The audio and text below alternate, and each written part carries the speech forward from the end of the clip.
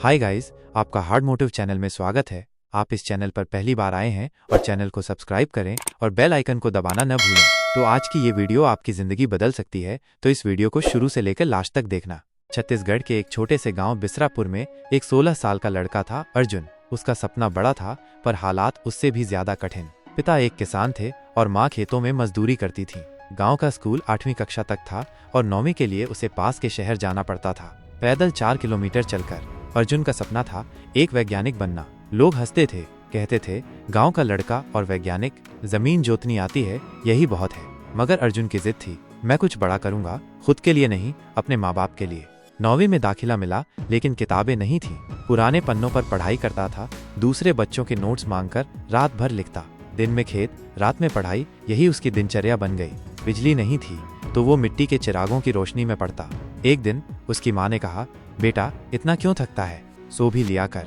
अर्जुन ने जवाब दिया, माँ अब सोया तो जिंदगी भर पछताना पड़ेगा। ये जिद है मेरी, कुछ बनकर दिखाना है। 10वीं की बोर्ड परीक्षा पास की और टॉप किया जिले में। अखबार में नाम छपा, पर कॉलेज की फीस के पैसे नहीं थे। अर्जुन ने गांव के मंदिर में सफाई का काम पकड़ लिया और रात को पढ़ाई जारी रखी। गाँव वालों ने फिर ताने दिए, पढ़ लिख के भी झाड़ू लगानी है तो पढ़ाई किस लिए। लेकिन वो चुप रहा, क्योंकि उसकी जिद बोल रही थी। 12वीं के बाद उसे रायपुर के एक अच्छे कॉलेज में एडमिशन मिला। स्कॉलरशिप का फॉर्म भरा, लेकिन दस्तावेज पूरे नहीं थे। 3 बार शहर गया, अधिकारियों से मिला, तब जाकर मदद मिली। उसी साल एक प्रतियोगिता में हिस्सा लिया, युवाओं के विज्ञान विचार। उसने एक सोलर कुकर का मॉडल बनाया जो मिट्टी से बनता था और जीता प्रथम स्थान। अर्जुन अब एक पहचान बन चुका था। राज्य के कई कॉलेजों से बुलावा आने लगा, पर उसकी मंजिल अभी भी दूर थी। उसे ISRO में काम करना था। उसने इंजीनियरिंग की तैयारी शुरू की। दिन में काम करता, रात को पढ़ता। दोस्तों ने मना किया, सपने छोटे रख, ज्यादा उड़ मत। मगर अर्जुन की जिद ने उसे हर ताने से ऊपर उठाया। अर्जुन ने हर हालात में इंजीनियरिंग एंट्रेंस की तैयारी की।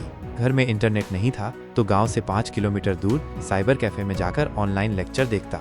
रास्ते में कीचड़, बारिश और गर्मी कुछ भी उसे रोक न पाया। पर जब एग्जाम देने का समय आया तो उसका एडमिट कार्ड डाउनलोड नहीं हो रहा था। आखिरी दिन रायपुर गया, घंटों लाइन में लगा, तब जाकर एडमिट कार्ड मिला। यही जज्बा था उसकी जिद का, चाहे कुछ भी हो जाए मैं हार नहीं मानूंगा। उसने जी मेंस में अच्छे नंबर लाए, एक सरकारी कॉलेज में सीट मिल गई। परिवार खुश था, पर खर्च कैसे होगा ये सवाल बना रहा। अर्जुन ने वहीं हॉस्टल में एक छोटा ट्यूशन क्लास शुरू किया, बच्चों को गणित पढ़ाने लगा। महीने के 1500 रुपए मिलते थे। उतने में ही किताबें, खाना और रहना सब कुछ चलता। एक दिन उसकी माँ ने फोन पे कहा, बेटा अब थक गया होगा, घर लौटा। अर्जुन ने कहा, माँ अभी नहीं, अब जिद हारने नहीं दूंगा। तीसरे साल में उसका एक बड़ा प्रोजेक्ट फेल हो गया। जिस सोलर इंजन पर वो 6 महीने से काम कर रहा था, उसका प्रोटोटाइप जल गया। हताशा में वो रो पड़ा। दोस्तों ने कहा, छोड़ दे यार, ये तेरे बस की बात नहीं। पर अर्जुन की जिद ने उसे दोबारा खड़ा किया। उसने फिर से खरोंच से प्रोजेक्ट शुरू किया। दिन रात मेहनत कर, खुद से पैसे बचाकर नए पार्ट्स खरीदे और आखिर में वही मॉडल एक राष्ट्रीय साइंस एक्सपो में सिलेक्ट हुआ। कॉलेज के आखिरी साल में ISRO का इंटरव्यू आया। पूरे देश से हजारों छात्रों ने आवेदन किया। अर्जुन ने फॉर्म भरा, लेकिन इंटरव्यू दिल्ली में था और टिकट के पैसे नहीं थे। उसने गांव के लोगों से उधार लिया, कुछ पैसे खुद की ट्यूशन से जोड़े और दिल्ली पहुंचा। इंटरव्यू में जब पूछा गया, तुम गांव से हो, फिर इतनी टेक्नोलॉजी में रुचि कैसे? अर्जुन ने जवाब दिया, क्योंकि मैंने अंधेरे में पढ़ाई की है, अब दुनिया को रोशनी देना चाहता हूँ। अर्जुन को ISRO में सिलेक्ट कर लिया गया। पूरा गांव गर्व से झूम उठा। वही लोग जो ताना देते थे अब तारीफ करने लगे। माँ बाप की आंखों में खुशी के आंसू थे। अर्जुन ने अपनी सफलता को अपने गांव को समर्पित किया। इस मिट्टी ने मुझे सहा, अब मैं इसे संवारूंगा।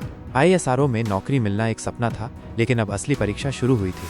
वहाँ देश के होशियार दिमाग थे। IIT नित से निकले टॉपर्स। अर्जुन शुरू में घबरा गया, पर उसने अपनी जिद से हार मानने से इनकार कर दिया। हर दिन दोगुनी मेहनत करता। जब बाकी लोग 8 घंटे काम करते, अर्जुन 12 घंटे देता। जो समझ नहीं आता रात में पढ़ता। धीरे धीरे उसके आइडियाज नोटिस होने लगे।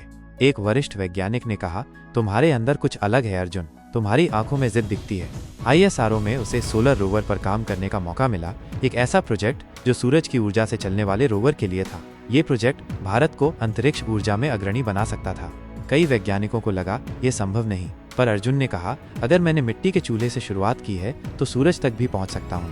18 महीने की लगातार मेहनत, 5 असफल टेस्टिंग के बाद आखिरकार सूर्य रथ का मॉडल सफल हुआ। भारत सरकार ने उसे युवा वैज्ञानिक पुरस्कार से नवाजा। अर्जुन की सबसे बड़ी जिद अब भी अधूरी थी, अपने गांव को बदलना। उसने ISRO में रहते हुए छुट्टियों में गांव जाना शुरू किया। वहां के बच्चों को साइंस पढ़ाने लगा। उसने गांव में पहला डिजिटल क्लासरूम शुरू किया, सोलर स्ट्रीट लाइट्स लगवाईं और लड़कियों के लिए स्कॉलरशिप फंड बनाया।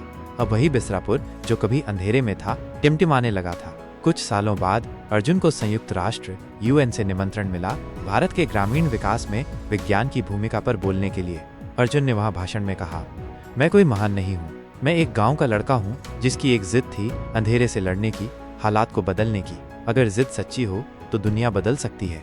उसके शब्दों ने हजारों युवाओं को प्रेरित किया। मीडिया ने उसे रूरल साइंस हीरो कहा। कहानी के अंत में अर्जुन अब देश के सबसे युवा वैज्ञानिकों में गिने जाते हैं, लेकिन आज भी वो अपने गांव आता है, बच्चों को पढ़ाता है और हर बच्चे को एक ही बात कहता है, सपने देखो लेकिन जिद भी करो। हालात हार सकते हैं, लेकिन अगर जिद जीत जाए तो दुनिया झुक सकती है। मेरी कहानी कोई चमत्कार नहीं है, ये सिर्फ एक जिद की कहानी है, इसलिए जिद हो तो ऐसी हो।